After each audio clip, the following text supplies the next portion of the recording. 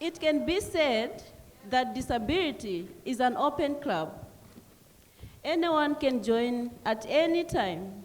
Of course, not by choice, but by circumstances. Assuming you happen to join this club today, think of your city, your town, and your workplace. And I want you to raise your hand if your workplace would be accessible to you if you were in a wheelchair today. I injured my spine at the age of 11. Growing up, I used to see people with disabilities as beggars on the streets. And when the doctors told me that I'll not be able to walk again, I started crying because I thought that was the end of me. I thought now I'm going to join those people with disabilities who are begging on the streets. However, I got an opportunity to study from home, and I went to school for my senior secondary and later university.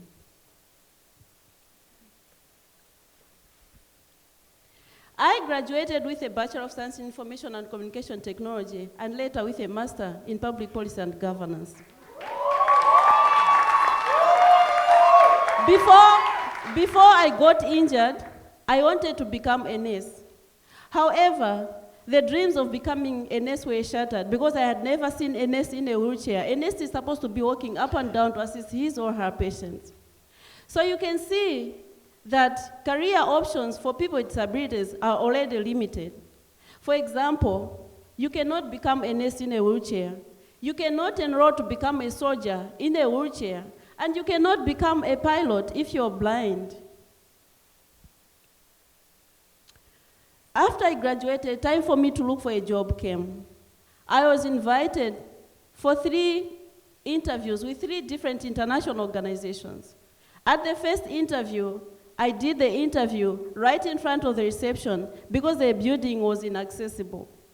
At the second place, they had to ask watchmen to lift me on the 3rd floor of a building because their building was also inaccessible. My fellow leaders, I felt a stench of failure coming on even before I got the results of those interviews. And yes, I wasn't invited to work with them. But this is not just my story. This is the story of a lot of young people with disabilities in Africa who have employability skills, but they don't have access to employment because the workplaces are creating barriers to their participation. 1 billion people in the world are living with disabilities. That represents 15% of the total population. That means out of every 25 people that you'd come across, 4 of them are living with disabilities. Out of those 4, 3 are of working age, and out of those 3, only 1 is working.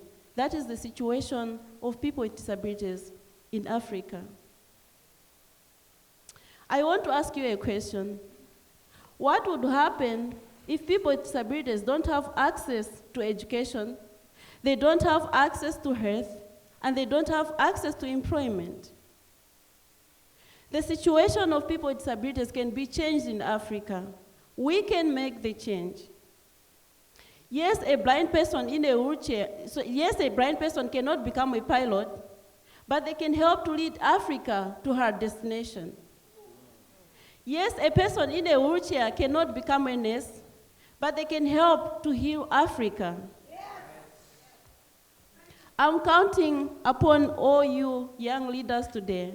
As you're working on issues that you care and are passionate about, as you're working on ending poverty, as you're working on providing quality education, you encounter people with disabilities, integrate them in the programs that you're doing. A journey of 1,000 miles begins with 1 step. And I'm counting on all you today to begin this 1 step for people with disabilities by making your workplaces accessible so that they feel welcome. God bless you as you're going back to make this first step. I thank you.